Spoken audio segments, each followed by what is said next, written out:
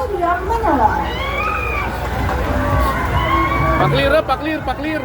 Thank you. Sir, Ah, paklir daw.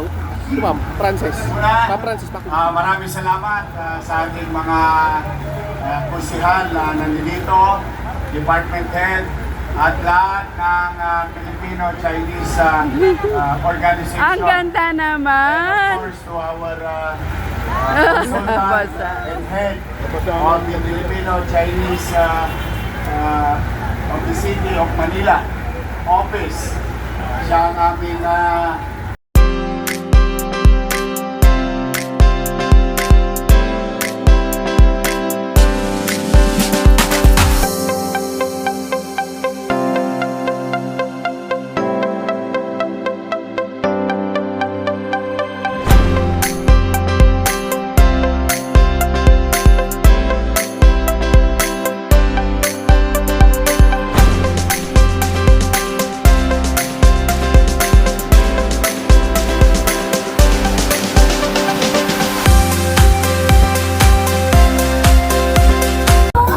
Dolomite Beach.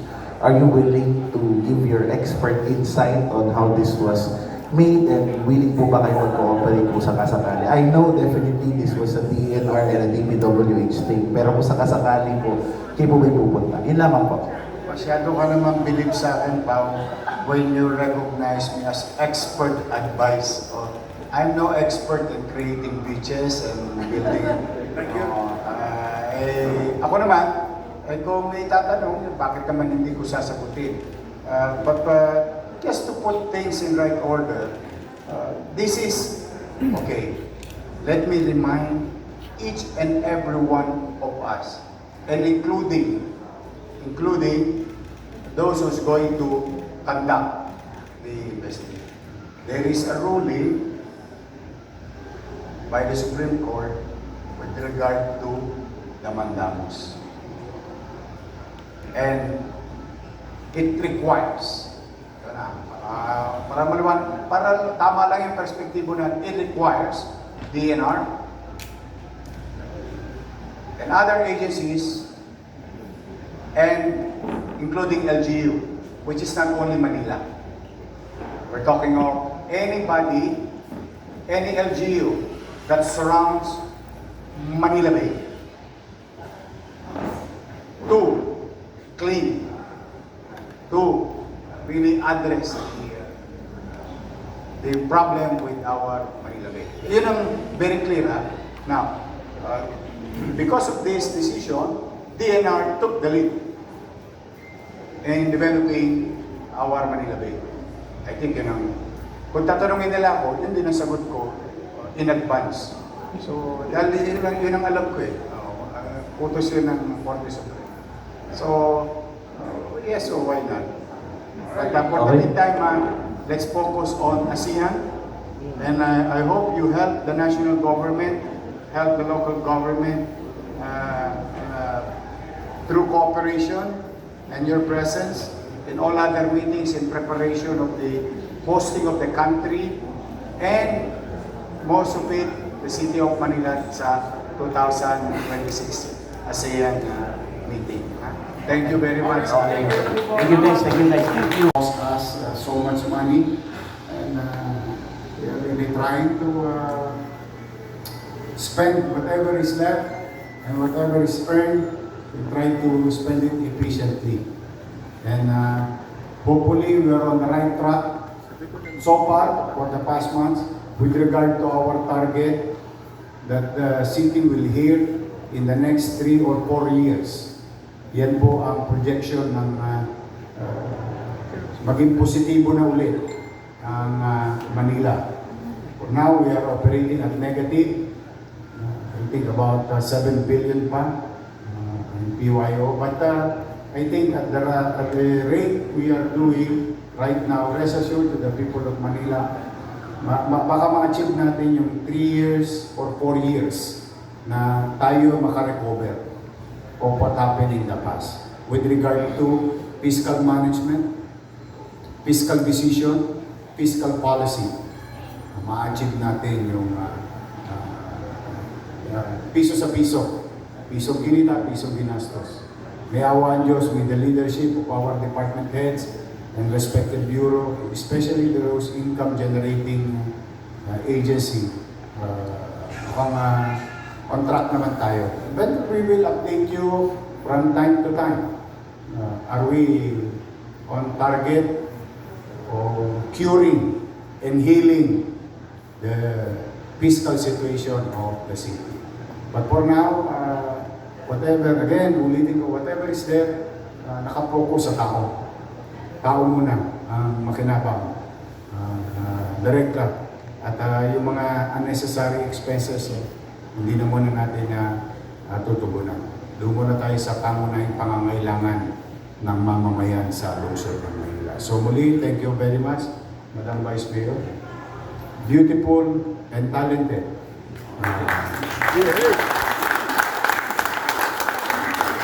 Maganda na, magaling pa. And to the members of the City Council, thank you very much. Ayos ba yan? May awa ang Diyos. Again, maraming salamat sa mga taga Maynila. Binigyan niyo ako ng mga kakamping ko siya. This is the great value of what we are saying during the campaign. Mas binibigyan niyo ako ng mga kasamahan. Mas nagbe-benepisyo ang taong bayan. Makita niyo, mas mabilis. Katatapos lang ng October, now signing the budget. Maiba-iba yan, kalaunan na. But as you know already, even in the past, during my first term, dahil binigyan niyo ako ng mga kakampi, mas mabilis para sa lahat. Mas makakakilos tayo. So again, sa mga kababayan natin sa lungsod, steady lang kayo sa gateway. May awa ang Diyos, makakaraos tayo. Maraming salamat at pagpalain nawa kayo ng buong may kapal. Manila! Government, capital of the country, we wanted to heed the call of animal care also. Kaya gumawa kami ng mga pasilidad at binago namin buto, coast to coast. This entire Manila Zoo, talagang binago namin ito na mas pinalaki namin yung mga lugar ng mga animals. At the same time, as much as we can, of course, these are some of them wild animals, no? So kaya kailangan medyo. Atienza Valdepeñas. Mr. Mod Faisal bin Arif.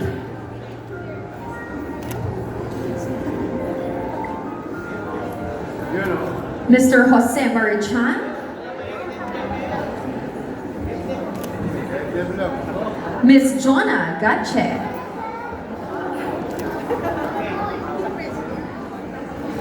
Ms. Lou Yabut.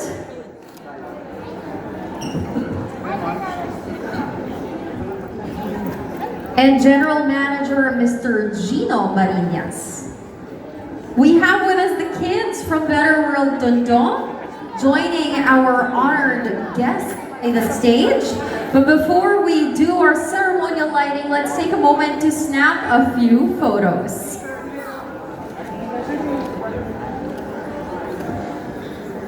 Smile, kids! Of course, this photo is better if the tree is lit. So let's do just that. The moment that we've been waiting for. Join us as we count it down together in 10, 9, 8, 7, 6, 5, 4, 3, 2, 1. Happy holidays!